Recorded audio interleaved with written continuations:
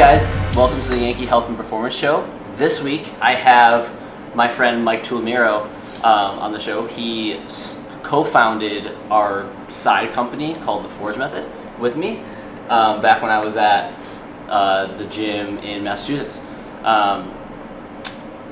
What we're going to talk about today is cookie cutter programs versus personalized programming, right? So we're going to talk about the differences, why we believe personalized programs or personalized programming is better than a cookie cutter program that you can find maybe online, like a CompTrain or a Mayhem Athlete, or like street parking that people do at home, and kind of what the differences are and why we believe in personalization for exercise.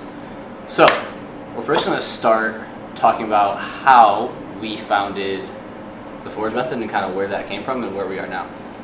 Yeah, Forge Method. So Forge Method started, we were both coaching group classes. We were, we'd have our hour of coaching in class, and then we'd, have all the relationships we continue with people before and after that. And we essentially realized that there's a limit to how much you can offer somebody in the context of a group class where you're paying attention to 15 people at a time. And everybody's got their own strengths and weaknesses. Everybody's got their own goals. And we realized, man, it'd be cool to supplement this with something that would address those specific goals and limitations. Yeah, and I think we also realized that like a lot of people wanted to work out in other places than in our gym, and like I think for a lot of people, a lot of gym owners, it's like that's kind of a hard thing for them to accept, is like when people are in their gym or in like not wanting to do their program, or people outside of their gym like don't want to come into their gym to do a program. Like I think a lot of people don't, like a lot of gym owners just aren't willing to help those people, but there's still a lot of people that still want to do fitness. They just don't want to do it inside of the walls of your own facility. So I think this was kind of a way for us to reach more people, like through online coaching and yeah, through personalization in online coaching.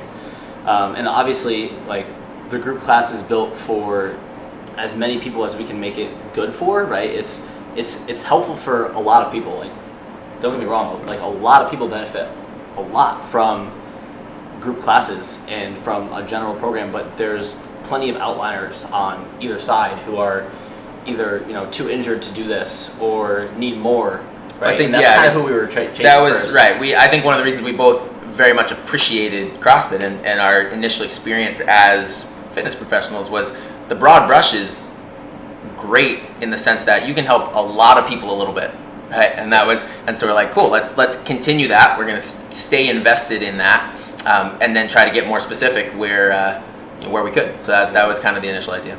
Yeah, and also like for me, I was getting a program from Brendan to do on my own, and it was completely personalized to me and all the things that I needed, and like that kind of made me realize like, oh, like I'm getting way fitter by doing step ups and like my wall walk holes and taps and like these random things that were specific to me that nobody else was doing in a group class, but like was going to help me reach my goals quicker. And so I think we realized, like, or at least I realized, that was the way to go for people who wanted to get to a specific goal quickly. Right. Like right. If you have an hour to work, 2 hours or whatever the time is that you have to work, the most efficient path is going to be the one that was drawn specifically for you. Right. That was kind of it's a big concept. So that was All right. So how about in the context of Yankee CrossFit now? Why am I on this podcast? What are we doing here? So Mike and I grew a little online community, and we had 15, 20 people that we were training online, and Yankee obviously was mostly in person at the time. Like Bam does some programs here and there, but we kind of wanted to expand the reach of Yankee online, and also I wanted to get everyone kind of underneath the same place that I was working at, because people were just confused, like what is this Forge Method thing? Like, how is it different than Yankee? And like, it's just going to be like more streamlined, I think, for everyone to be underneath the same branch. So essentially, Forge and Yankee are merging. Forge is coming into Yankee, and it's going to be the online brand, right? So whenever we get a client that's remote, that's going to be kind of through Forge, which is essentially just underneath Yankee. It's just going to be a different social media platform and allow for more reach, right? We're going to have 2 social media pages, things like that. But it does allow for us to operate a little more less like business owners and more like coaches just coaching people from afar. Right. Yeah, and I think that's been always all along. I think that's been my favorite part about it is that like I lived in California for a while and we were both still working together to coach people, and I was still learning from Andrew and bouncing ideas off each other in terms of how to best work with clients who we may or may not have actually ever met in person. And so it was cool, give us a chance to expand our experience and also just to reach more people, help more people get fit, which is something we're both passionate about. So, And I think too, like another like really great benefit from our end on Forge is that like Yankee has this brand built out where Brendan's built a pretty good name for himself, right? And just being associated with that is going to help us, I think, have more reach, and it's going to help Yankee in terms of like income and things like that. So all that's good. Forge is moving into Yankee, right? The real reason we're here today is to talk about why cookie cutter programs are less good than personalized programs. I'm not saying they're bad, right? Because I think for a lot of people, cookie cutter programs do work if the cookie fits them. Or if you like cookies, eat some cookies. So let's back up a second. What do you mean when you say cookie cutter program? What do you mean? So a cookie cutter program is when someone designs a program not for someone, right? Designs a program to reach as many people as they can, right? So it's this program that's built out and they put it on the internet and anyone can do it. Right. But so you go on Google and you Google squat program. You can find a whole bunch. Those are cookie cutter programs. Right. That's specific. Not built for anyone specifically. It's just 5x5 squats for 12 weeks in a row with increasing weight, right? Savage. But there's a lot of issues that come up with cookie cutter programs. Like people, like number one, you don't get coaching feedback, right? So when you get a personalized program, if you're getting coaching, which is what we're selling, right? We're not really just selling a program. Right. If we're coaching somebody online, we're selling coaching, and so they get their program, but they also get feedback on their program. They get notes. They get like all these things that are specific to them and are going to help them execute the movements right. You get a cookie cutter program and it says 5x2 snatch, and you go do your snatches. You have no idea if you did them well, if you got any better at snatching, if you did the right weight. Like you just don't know. So in that example, let's take the 5x2 snatch, and I know plenty of people who do this. I used to do this as well when I was early on in my CrossFit career. I would think, okay, I did 5 sets of 2 reps. Like I completed it, I must be better at snatching at this point. When I have one of my clients do a 5x2 snatch, I'm getting a video normally of at least one or maybe multiple sets so that I can take a look at what's happening. We can specify if I know this person struggles with maintaining position coming off the floor. A lot of times your 5x2 snatch may happen, and then after that we're going to go into just snatch pulls or just snatch deadlifts, or maybe before every set I'm having them do like a tempo snatch deadlift first, just to reset and calibrate how you're coming off the floor. Then you're doing your set. So not only are you going to get feedback from how it looked, you're going to get feedback on the numbers that you're hitting, the positions that you're hitting. Maybe I'm going to change the next time that they pull a snatch off the floor based on something we saw in that particular 5x2. It could be from a hang position, it could be from the floor, it can be added. So all those little nuances, that's what's going to help you get better at snatching.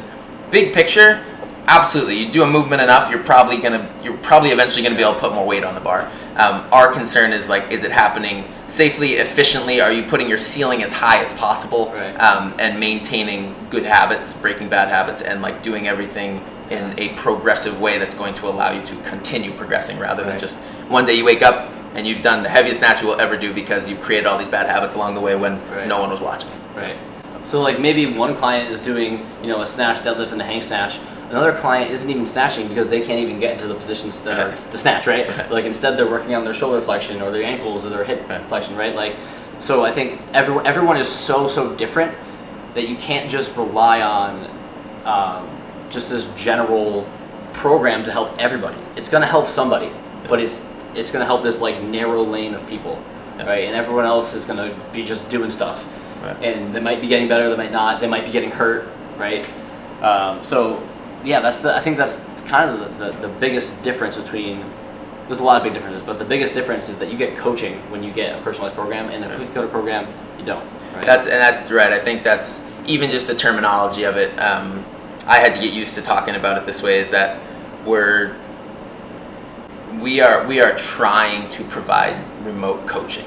It's a lot different than buying a program. And I think the terminology does matter, because somebody can look at, you can go, and I've done this. I've Googled squat program, found a squat program with a picture of just some dude with 600 pounds on his back. I'm like, yep, that's where I'm headed. Squat program, I'm gonna go do that. Yeah, and right, so sure, I went through the program and I put a little weight on my squat, right? That worked in essence. When I'm putting somebody through a squat program, I'm hoping and I'm confident that they're going to get more than just that. I'm confident that we're going to find other things to work on. I'm confident that some people, for a lot of people, you're going to mitigate injury risk when you find out that, wow, your left hip is so much weaker or less stable than your right hip. You do a whole bunch of single leg stability, single leg strength, your squat goes up anyways, and you get healthy and you don't blow your back out next year, right? And so we are absolutely coaching people, not just saying, okay, great, you are my client, here's your 5x5 and your 2x2 and your blood, right?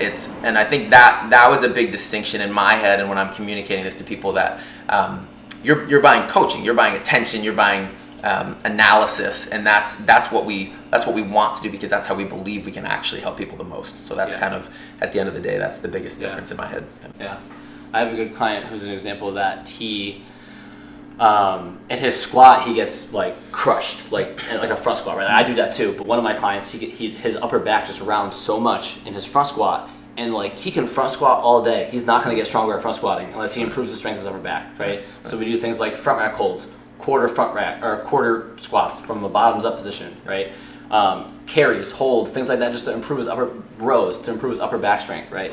And if those things aren't incorporated, like those things aren't going to be in a cookie cutter program. What cookie cutter program is programming quarter front squats from a bottoms up position, right? Like not very many. Yeah. And so you're. And if they did, a large amount of people wouldn't benefit from it. Right. It's exactly. Exactly. If they did, they wouldn't help a lot of people. So it's just those customizations, I think, to the program are the things that are going to set you apart and actually inch you closer towards your goals.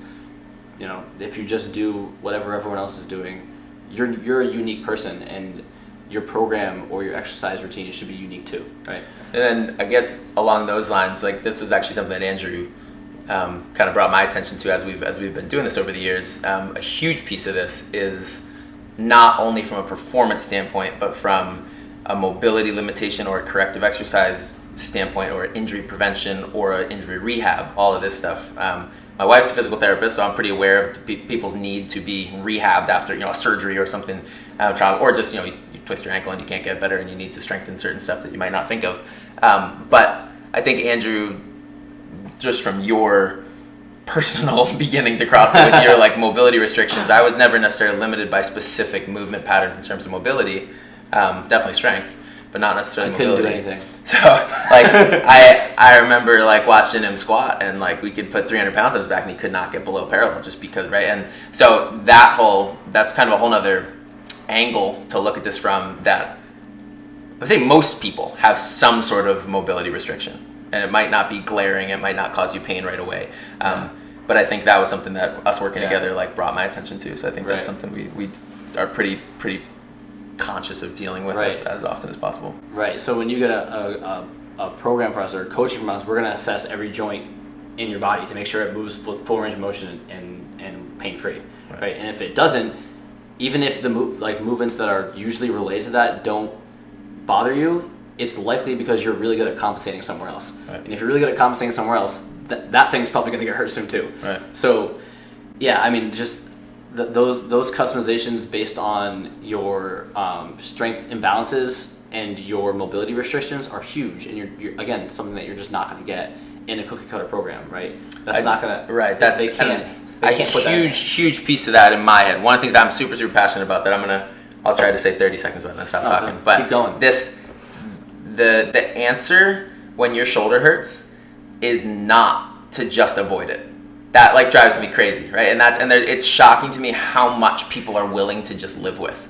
And I understand there are some scenarios where there's not an immediate answer, but I think just the attitude of, and a lot of times we run into this in group classes. I'm not just singling out CrossFit. Any group classes, right? It's like, man, my ankle hurts when I do this. And the answer for the coach, the most reasonable answer for the coach to give you is like, okay, let's find something else for you to do, because they don't have an hour to sit down with you and assess what's going on and figure out the whole chain reaction of that. The problem is people get into a whole way of fitness and living your entire life just avoiding dealing with the problem. And a lot of times I've been shocked at, as we've done kind of like more continuing education, and for us as trainers, we've understood a little bit more about how your body works, a little bit more how strength imbalance affects mobility, a little bit more how pain comes about in different scenarios. I've been shocked at how simple the answer is sometimes. And it's just amazing how often people are just willing to live with something that could be fixed. It's not necessarily easy, but a lot of times the answer is very, very simple, and you just need to find somebody who's willing to go through it with you and take you through the steps to get it better. And you could be, rather than just avoiding using your shoulder, you could get back to using your shoulder, also pain-free. And that's something I get really excited about when I see people take those steps, and drives me crazy when the answer just becomes, okay, let's just ignore that. Yeah, I saw a quote somewhere that said something like, when someone has like pain and irritation with the movement, that we usually have, if it's a mechanical exercise like a press or a pull or a squat or a hinging movement, right?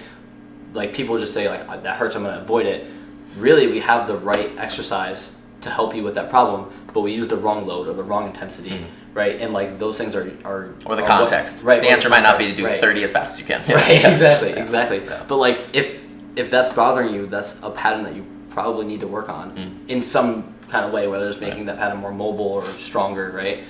But yeah, that's a huge thing too, right? Addressing those imbalances.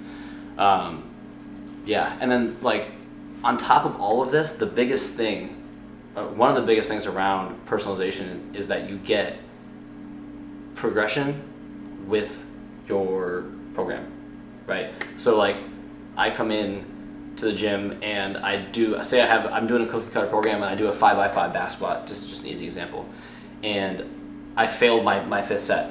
The next week I'm going to come into the gym and if the program is another 5x5 and heavier, how are you going to do that if you didn't even do the week before? Right? And like, so like to have that feedback and progression that is specific to you makes a big difference, right? And then the last thing would be, and this is something that's not talked about enough, I think, is accountability that you get from a coach, right? Like there's no accountability whatsoever with getting. How many times have you looked at a program and started something and have not finished it? Oh, I've done it. Like, tons of times before having a coach, right? And like the accountability is just not the same. Like no one's holding you to it. Some people are really good at holding themselves to be accountable with that, like, and more power to those people. But most people are not going to do that, right? Even myself, if I don't get a workout from Brendan one day because I'll like, told him I'm taking a rest week or like I'm just gonna take it easy, I come in and I write my workout on the whiteboard, 9 times out of 10 I don't do that workout. I wrote 4 rounds and I did 2 and I called it a day. Like it's just not the same to hold yourself accountable to the same standards. Right. But I think just the topic of accountability, there's a lot of versions of that. Some of it is like just, did you do your work? Some of it is just you need to let me know how it went, just so I know that you did it. That's a piece of it. But another piece of it is, I think it feeds back into some of what we're talking about. It opens a conversation up, right? If you fail your 5x5 back squat, there might be people that I'm working with that's like, okay, there is such a thing as like having good and bad days in the gym, right? You can be in the middle of a very effective progression and fail the same squat that you're going to make tomorrow, right? Like that can happen. So it opens up a conversation to, this is going to lead us into talk. We're probably going to ask you about recovery. We're probably going to ask you about sleep and nutrition and right, like there's a lot of other pieces to this just than did you fail the squat, So sometimes that means the next time you have a 5x5, I'm going to keep you at the same percentage until you make it. Sometimes it means like, yeah, but I had this pinch in my hip. It's like, whoa, okay, let's take a look at that. We're going to do 2 weeks where you're just lunging heavy, and then you're going to blow that squat out of the water just because you had this weird thing going on with your hip or your low back, right? And so it just opens up a whole bigger conversation that can lead into lifestyle or it can lead into specific accessory work and all of those things that I think is what makes this valuable at the level that will actually improve your fitness and your lifestyle on kind of a more accelerated track. Yeah. At the end of the day, everyone is unique. Everyone's different, right? And like, I don't think anyone out there is saying like, oh, I want to be the same as everybody else either. Right. So if you don't want to be the same as everybody else, and you're not the same as everybody else, we probably should not be doing the same exercise routine as everybody else. Which, like, exercise is a stressful event, right? It is. It's a healthy, stressful event, but it's a stressful one. And if we're not like careful around how we approach that, like a lot of bad things can happen. And people see that all over the place. Where how many people do we see come into the gym that are discouraged because they haven't been able to exercise for 5 years because they've been hurt every time they try. Right. And it's like if they had something that was personalized to them, that just wouldn't be the case. Yeah. And so those people are people who are going to be benefit a lot more from something that's customized to them rather than something that a random person's out there, right? And we just basically covered like health today, right? And I mean, it's like we can go into performance and talk for another 2 hours on why cookie cutter performance programs are just not the way to go. Right. We're gonna do a quick one real quick. Mike and I both used to follow CompTrain. Yeah. For how many years did we do this? Year and a half, 2 years. A year and a half, 2 years, right? And I don't think I got an ounce stronger the whole time I did CompTrain. Right. I got pretty fit, Yeah. but I was already someone whose weakness was like strength. And I went 2 years. Yeah, my weakness is weakness. And I went 2 years without getting even a little bit stronger. I was like the same strength. I got a lot more fit, but essentially the gaps between my strength and my weaknesses grew. Right? And like your goal is to try to, for someone who's looking for performance, is try to narrow those gaps, like become as balanced as you can.